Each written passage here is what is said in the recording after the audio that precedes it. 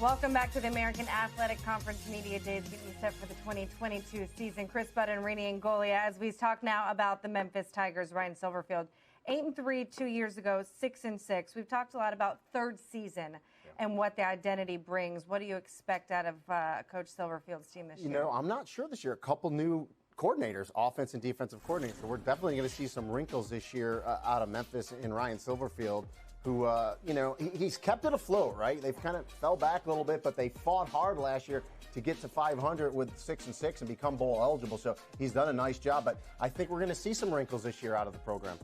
Well, let's now get to the head coach. Head coach Ryan Silverfield, thanks so much for hopping on with us, Coach. I mean, you made some changes over the offseason. Can you give us a little sneak peek about what we can see maybe out of your team's offensively and defensively identity heading into 2022?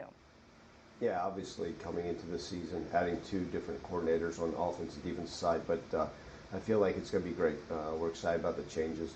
Offensively, adding Coach Cramsey, coming from Marshall, has a great acumen as a fantastic offensive coordinator. We're going to keep a lot of things very similar. We've been very fortunate, going into year 7 to have some success on offense. So a lot of the similar things, of course, adding some wrinkles to what we're able to do. And, always good when you can add a quarterback, bring back for another year. Seth Hennigan, right, a freshman All-American, coming back for a true sophomore season, and excited about them and so many of the weapons that we have on offense. And then defensively, obviously a lot of experience, a lot of depth there. With the new coordinator, Matt Barnes, coming from Ohio State, I think we'll see a completely different defense than what we had in years past, and excited what he'll bring. Coach, let's now get out to Chuck Sullivan, who will tee up the first media member question. Thanks, Chris. We'll take the first question from Evan Barnes, please, from the Memphis Commercial Appeal. Ryan, always good to talk with you. I want to go into, after last season, obviously there was a lot of discussion about kind of, you guys wanted to get better, wanted to improve. What's the motivation or sense of urgency like going into year 3 now, where obviously you guys want to improve from last year being 6-6? Yeah, absolutely. No one was pleased with last year's record, but as we know in college football, every year stands on its own merits, and we're excited, right? Not only with the new coordinators, but our players are hungry, and we talk about it all the time, having a sense of urgency in everything we do. Obviously, it starts with me as a head football coach. Was displeased with our efforts last year and how we ended up, and that ultimately falls on me, and we've got to be better, and it starts with me, but our players understand the importance of this year just like they do every year. They've worked their tails off this offseason, and there's certainly a sense of urgency, right? We're chasing a championship, and I think that's important. We're working hard, one day at a time approach, but we're excited to see how this season unfolds. Go to the next one from Frank Bonner, please, from the Daily Memphian. Hey, Ryan, if you look at last year and some of the games you lost, one mistake here, one mistake there goes another way. The record looks a little different. So I guess, do you find any, benefit in that, and the fact that you don't necessarily have to scratch the whole game plan in order to fix what was wrong last season? That's a great question, Frank. Look, 6-6 is not a record that we want to hang our hats on. And you go back to it, and that's the name and game of college football, right? Woulda, coulda, shouldas, what ifs, right? You look at the UTSA game. We were up 21-0 against an excellent UTSA team, and starting left tackle breaks his leg. The leading running back in the country, leading the country in rushing, goes out with an injury, and then our young 18-year-old quarterback throws a pick six, and next thing you know, we're in a dogfight. No different than Temple, right? Up 17-0. We fumble the ball on the 6-inch line, and then a 5-yard line coming out. But that's the nature of this deal. We go back to 4 years ago almost now, when we played at Tulsa, and they had a young freshman kicker that missed a field goal that was able to bring us College game day and that allowed us to go to the Cotton Bowl. But that's the way these things are. We did a lot of good things last year, but a lot of things we need to continue to improve upon. Just like with any year, right? You've got to be better and find things that, hey, this was not as good for us last year, we need to improve upon. And that's my job, right? And it starts with our culture, and then it's got to bleed into what we do day to day.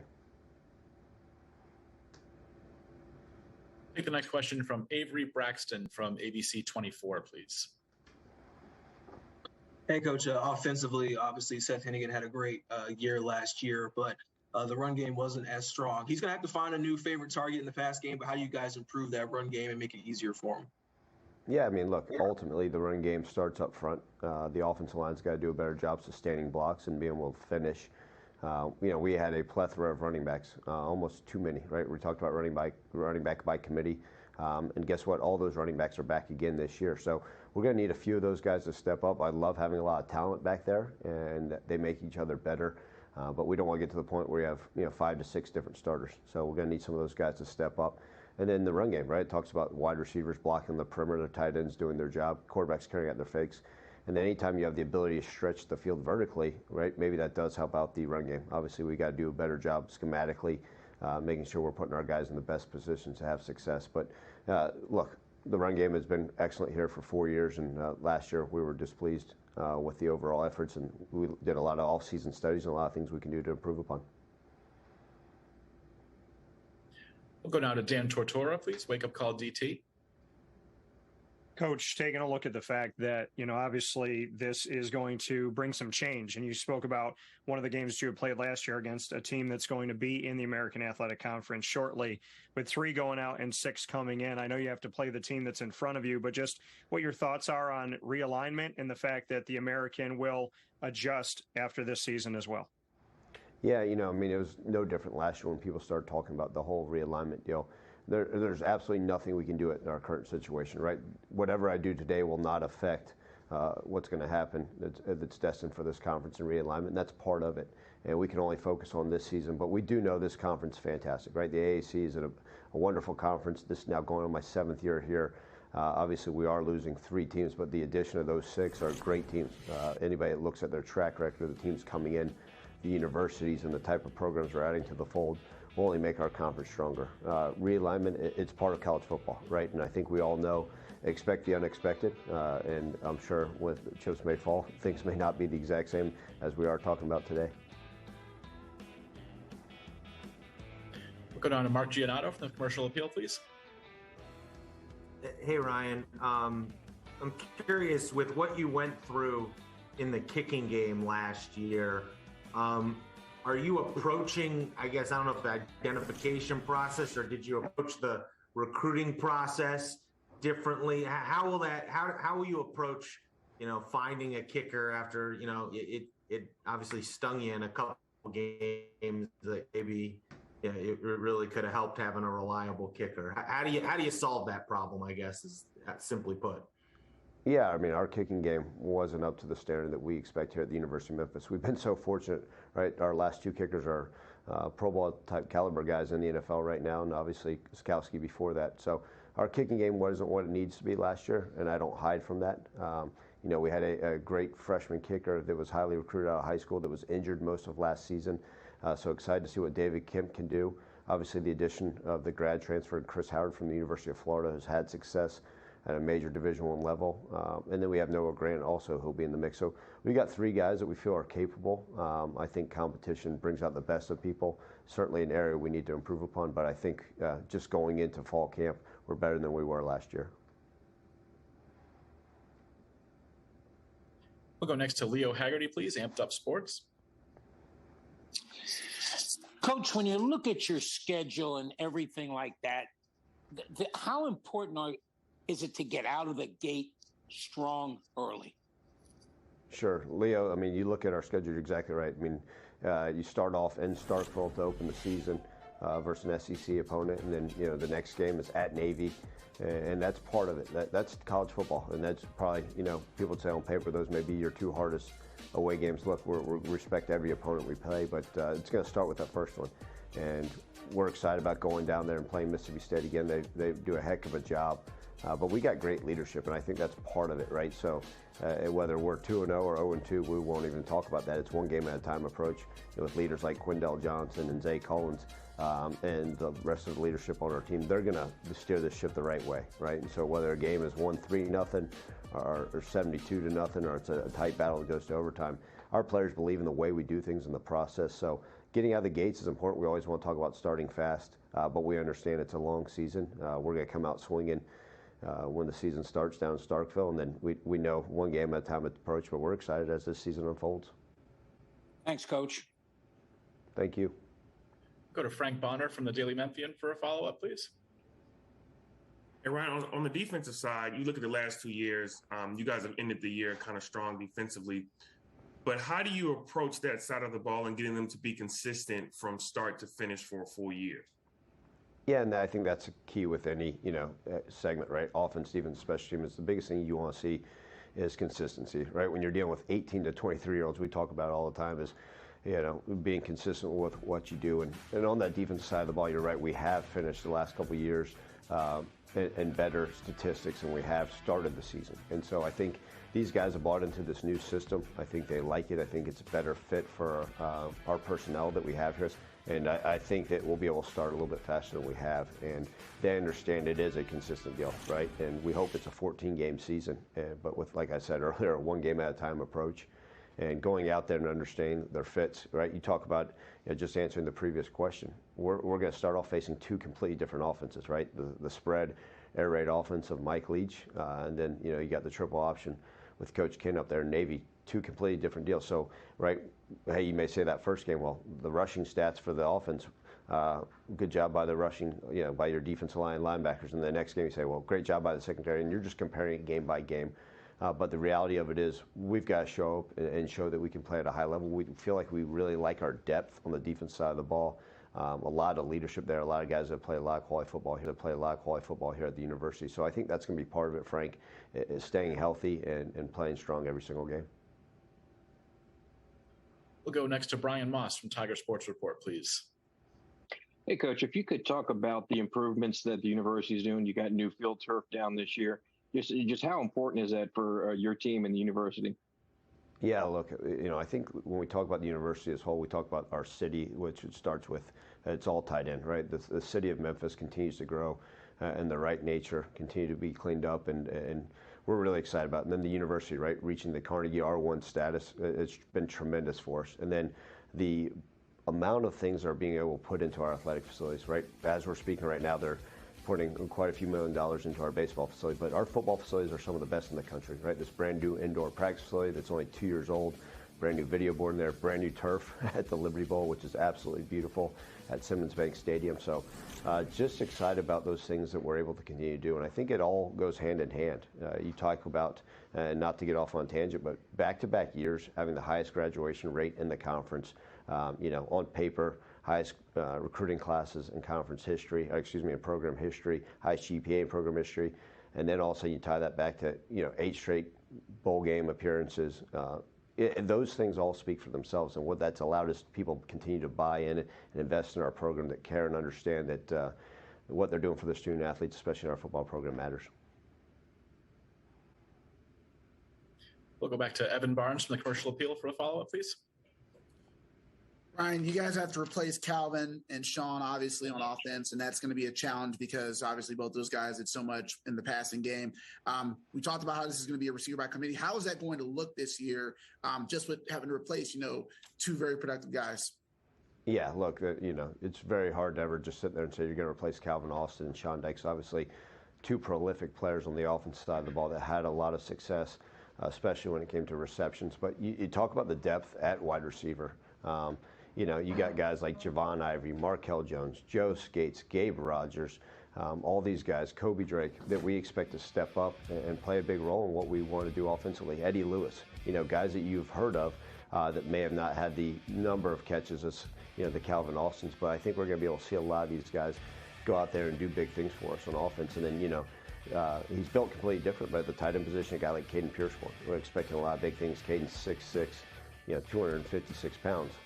Completely different looking tight end than Sean Dykes. So kind of excited about the ability to go out there. And I think one of the questions that was asked to me a couple weeks ago was, having a young quarterback, sometimes it's nice to be able to rely on a Calvin Austin because that, hey, he's there and sometimes I can throw the ball to him. But now as Seth has progressed the system, I think it's going to be that much more attainable to have success in the passing game because of this depth at wide receiver. Okay, we'll take 2 more. We'll start with Trace Trilco, please, Sons of UCF.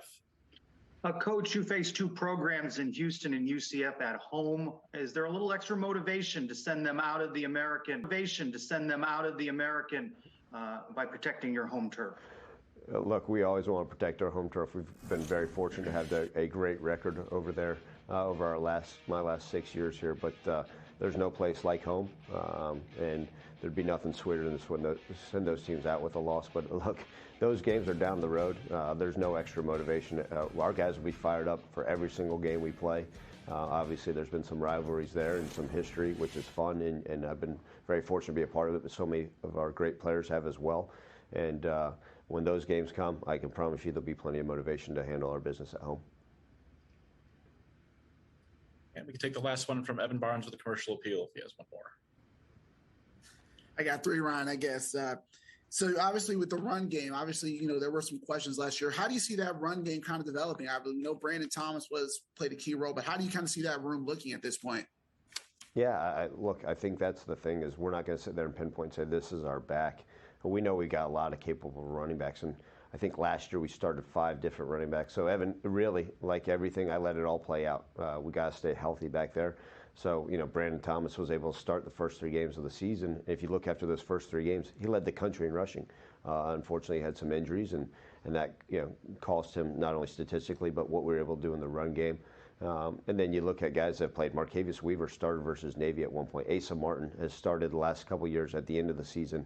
We've been a little chipped up. Rodriguez Clark is a young man that's been productive for us. You talk about the transfer of Jay Ducker, right? We'll see what he does. And Darius Coffey's another name that a lot of people haven't heard a whole lot of. And so I think that, be able to see the addition of Sutton Smith, a true freshman that is a dynamic football player. So we're going to roll the dice and see what shakes out. But it's not like we're sitting there saying the cupboard's bare. Appreciate the time, Coach. We know you got your hands full preparing for those 2 teams to start the first 2 weeks of the season. So thank you for the time. Absolutely. Thanks for having me on. Yeah, what a matchup to start the season, September 3rd. You're going up against Mississippi State. Will Rogers, a quarterback that's also set a ton of records. Welcome to the season, Coach. And then you got to go to Navy and face the triple option. And you got 2 new coordinators on top of it. One of the things I want to get to, defensive coordinator, a huge hire in Matt Barnes, taking him from Ohio State, where he was the defensive play caller for a portion of the season, trying to revamp a defense that allowed nearly 30 points per game. You have any insight as to maybe what we can see from this kind of defense? Well, it's the consistency that they were lacking defensively, and they talked about that. Zay Cullens, Quindell Johnson, they are leaders. I mean, Quindell Johnson from the safety position, 105 tackles. I mean, that's quintessential. Coming downhill, sticking your nose in there. So I think we'll see some wrinkles. I think they'll be aggressive. And I think when they get leads, you heard Coach Silverfield talk about they had some leads. I did that UTSA game last year. They were in control, and they let it slip away. I think when they get leads, I think you're going to see that defense stay aggressive and get after it. And so I'm excited to see what they bring to the table this season. You mentioned 2 players that we're going to talk about in just a second, in Quindell Johnson and Zay Cullens. A 5th year, played all 12 games last year. What does Cullens give this team? Well, the experience. You need that leadership on the field, especially when you have a new coordinator like Matt Barnes calling the plays, right? The signal calling. So it's invaluable to have someone like Zay Cullens out there calling the defenses and just that leadership overall. So I would expect market improvement out of the Memphis defense this year. We'll speak with them in just a second. Let's talk a little bit about offense. Seth Hannigan coming in after a great freshman year. He doesn't have that go-to guy at receiver. It was interesting what Ryan had said. Hey, that was kind of a safety blanket. Now it makes Seth kind of have to find some weapons in this wide receiver by committee situation. I think he'll find that guy during camp. He will. They touched on it. The running game really stepped back from what we're used to with Memphis football. He's got a stable of backs there. He talked about that. That's not going to be the problem. You could have all the best skill players in the world. You better win up front. And he knows that. He mentioned it. That offensive line needs to get after it. They need to win. They need to stay on their blocks. And the fact that the running game fell back for Memphis, offensive linemen take that personal. Mm-hmm. And they know they need to get after it and win up front. So to me, anything they do great on offense all starts up front with that offensive line. Yeah, Seth, their quarterback, over 3,000 yards, led all first-year players nationally. Let's get to some of our players. Defensive back Quindell Johnson, linebacker Zay Cullens joining us now. Zay, I want to start with you. A new look on this defense. Can you give us a sneak peek to what we might see on the field September 3rd? Yes, ma'am. I just see a bunch of energy and, just blitzing from all angles and not knowing which way we're coming from, and a bunch of disguises, just like many other defenses do this year. So. Okay, we'll get right into questions from the media. We'll start with Evan Barnes from the Memphis Commercial Appeal, please. Hey, fellas. Zay, I want to start with you a little bit. This defense is obviously going to be different under Matt Barnes, but I'm just curious, kind of with some of the new transfers you guys have, how have they meshed in to kind of make sure that they are fitting in with some of you guys who are returning? They've all bought in, and we made sure that their goals are aligned with what we want to do as a program, and just they buy in. They meet every day. They meet with me, just ask me questions, and they even want to host meetings together as just positions and just to grow and develop as people and great teammates. So that's how they're coming along. Sorry. Okay. Oh, go ahead, Evan. The floor's yours. I'm sorry. Quindell, do you want to add to that just as far as the leadership you're seeing among some of the transfers meshing in really well? Oh, yeah, I can add to that, man. It's just been a blessing to us to have those guys here and just add to what we have to the defense, the size that we have, the speed that we have. And just gelling with those guys, man, it's been a blessing. And I'm looking forward to see how it all plays out during the fall and throughout the season as well. Okay, we'll take the next one from Frank Bonner, please, from the Daily Memphian. I guess this question is for both of you guys. Now that you've had time through spring ball and everything with the new coordinator, how has it been just, getting to know his system and how has the locker room kind of, taken to his leadership? It's been fun. It's been exciting. A coach like Coach Barnes, young, energetic. We have no choice but to match his energy, and that energy is good energy. And once you match that energy, you have a group of guys that come together and gel together and want to play football. It's going to be amazing, and it's going to be lethal for us when we play opponents. And I think it's going to be great for us. It's great for the people that we have, the skills guys that we have, and what his defense have for us. I think that's the best thing for us. And when it come throughout the season, I feel like everything is going to play out itself. And like I said, I'm just looking forward to see how it all goes. Yeah, and to piggyback what on Q said, we love Coach Barnes, high energy guy, and we have no choice but to match him. It's just, every day we come out, no matter what's going on the outside, he brings a level of energy to where you just want to, play football. You don't want to throw a wall for him with the amount of energy that he brings. He's such a great guy, and he puts everybody in position to win. And at the end of the day, that's what it's about. So I think he'll help this program out a lot. We'll go now to Terry Davis with the Tri-State Defender, please. Hey, what's up, Q, man? In the past, few seasons, you guys start off really slow, then you hit your stride in the later year. What is it going to take for you guys, because how your schedule front-loaded, to hit the ground running, to be in tip-top shape at game one versus near the end of the year? We just going to have to be consistent. We just have to buy into the game plan, be consistent. Our first two games are two totally different offenses. You have a Mississippi State that like to throw the ball a lot, and you have Navy that's triple option. So just have to be disciplined, just stick with the game plan, and just do our job, and just start off fast. We had those slow starts throughout the years with the defense, but we expecting to have a even better start, especially going up to Starkville on that September 4th. So we can't have no slow starts this year, especially going up there, man. And I just hope that for the best of us that we have that fast start that we want, and I think we'll get it. Okay, go next to Avery Braxton with ABC 24, please. Has there been, this is a question for both of you guys, has there been any particular challenge that Coach Barnes has presented to you guys as he's been through the spring and those first couple of months? And then individually, is there anything you're challenging yourselves with as the leaders of that defense to come with as the season starts? For Coach Barnes, he's going to challenge you to be your best every day. And there's not going to be a day he's not going to challenge you. He's challenged me a lot of times, and I took that in, and I challenged myself to be the best that I could be.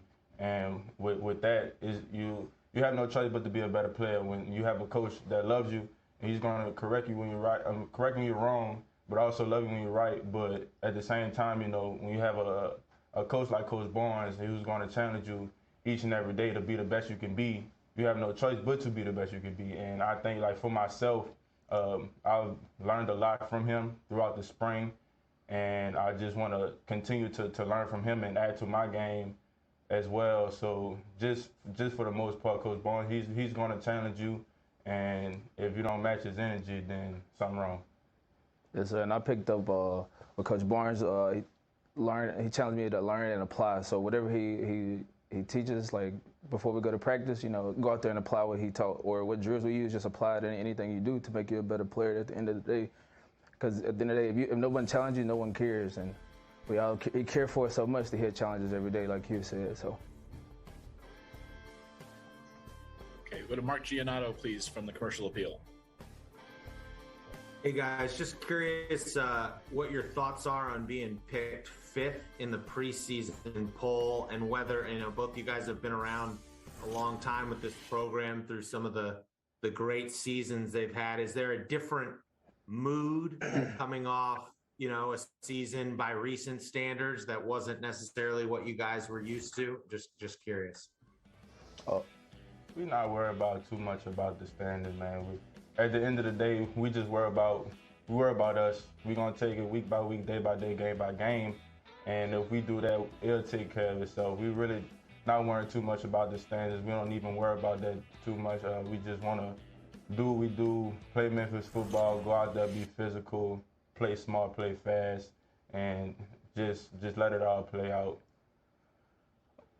Well, we all have one goal that we want to achieve, and the polls is the poll. So if we don't go out here and work at it, then we can just prove the polls right. But we don't really worry much about the polls. We can use it as motivation, but at the end of the day, our goals got to line up with each other. And if we want to do what's best for the program, we'll take it 1 week at a time, one game at a time.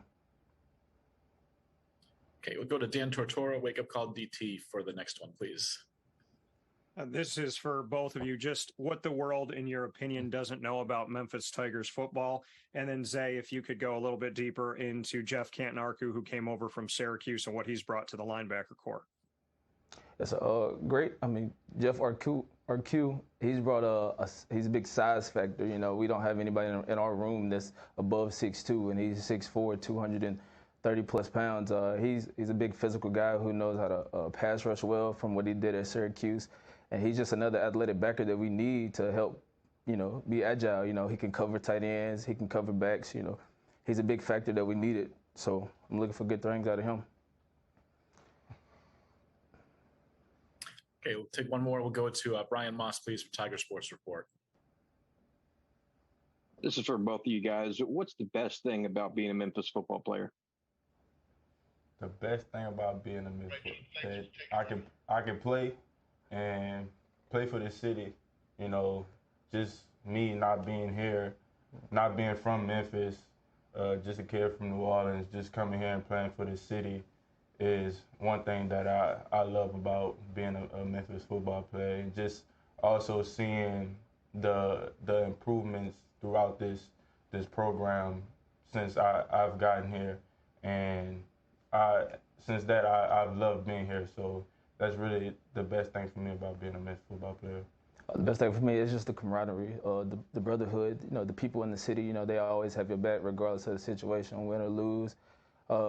It's just great people in the city, good barbecue. It's just everything about it you love. It's hard not to love the city of Memphis, despite what you hear. So. Quindell, Zay, appreciate the time. Good luck this season as you kick things off September 3rd against Mississippi State. Appreciate it. Thank y'all. Thank you. Appreciate it.